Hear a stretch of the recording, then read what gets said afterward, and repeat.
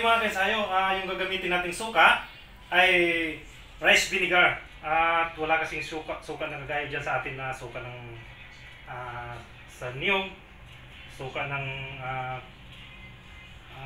yung ibang suka dyan sa atin na mga ordinary. At yung suka nila dito is rice vinegar lang. Kaya ito yung gagamitin natin mamaya mga kaisayo para mawala yung lansa. Okay? Abang-abang natin mamaya mga kaisayo. Few minutes later, a little longer than a few minutes later. Then, by sheer coincidence. Hello mga kansayo, ito yung version kong tinulang manok na native. At kailangan muna nating igisa yung bawang. Painitin yung oil ng kunti at bago natin ilagay itong bawang. Mga kaisayo, kailangan natin antayin na mag-brown yung bawang at least para lalong sumarap yung ating tinulang manok. Yun.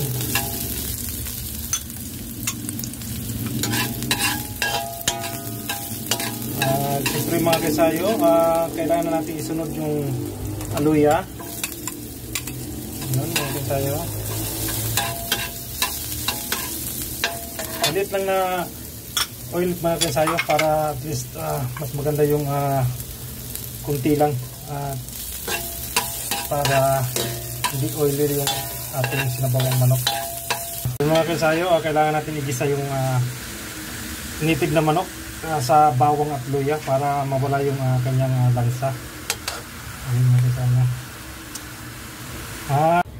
Yun mga kansayo, kailangan natin igisa ang ating manok at kailangan natin lagyan ng rice vinegar para lalong sumarap. Sarap ng amoy mga kansayo. Ayun mga kansayo, nilagyan natin ng kunting suka para mawala yung kanyang langsa. At ngayon ay sasabay na natin yung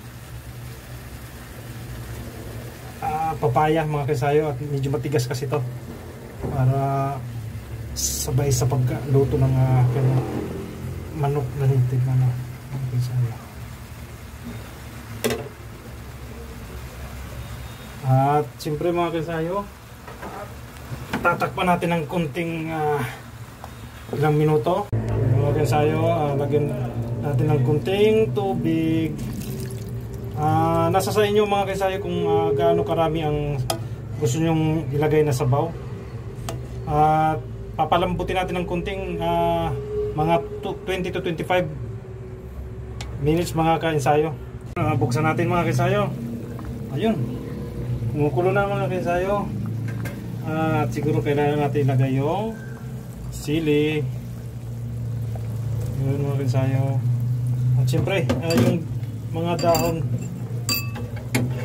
mga kansayo, at medyo malambot ng papaya at yung laman ng chicken. At isunod na natin ilagay ang mga dahon ng pitsay. Gumamit ako ng dahon ng pitsay para yun kasi yung gusto ng aking mga anak. At dahon sili mga kaisayo. Yun. Yan ang nagpapasarap mga kaisayo sa tinulang manok na native. Okay? At antayin natin ng ilang minuto naman mga kaisayo. Tatakpan natin.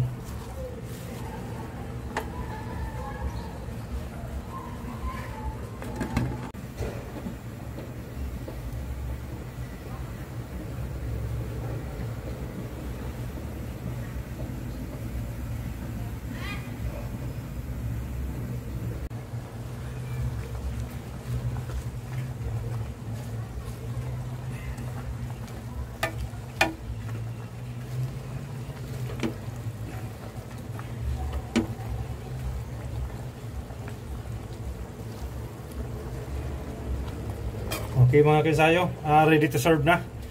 Okay.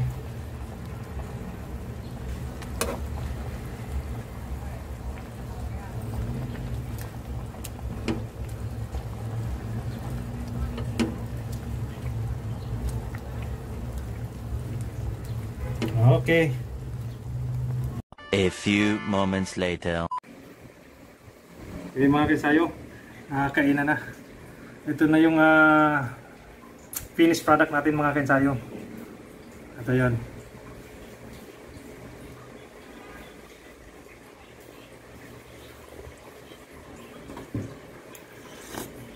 Sarap mga kinsayo.